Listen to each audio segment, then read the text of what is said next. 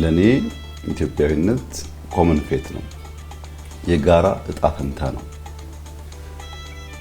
እንደ ግለሰብ ሳይሆን እንደ ህዝብ የምንደርስበትን ማንኛውም ትልሞቻችን ልናሳካ የምንችለው በዚህ ግራንድ ማንነት ውስጥ እንደሆነ ነው የማምነው። ኢትዮጵያዊነት ሲባል ብሔራዊ ጥቅም፣ የግለሰብ ጥቅም፣ የቤተሰብ ጥቅም፣ የማህበረሰብ ጥቅም፣ ከዚያ ደግሞ አልፎ ብሔራዊ ጥቅም ልክ እንደ ግለሰብ ጥቅም ጧት ከፍለን ወዲያው የምናገኘው ላይሆን ይችላል። እኛ ከፍለን ልጆቻችን የሚያገኙት ሊሆን ይችላል።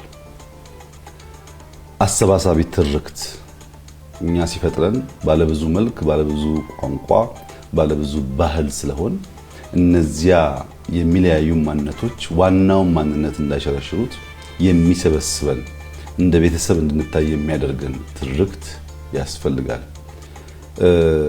ከዚያም ባሻገር ያ ብሔራዊ ጥቅም ያልነውን ነገር ሊያሳካ ሊያበለጽግ የሚችል ትውልድ መስራት ይጠይቃል።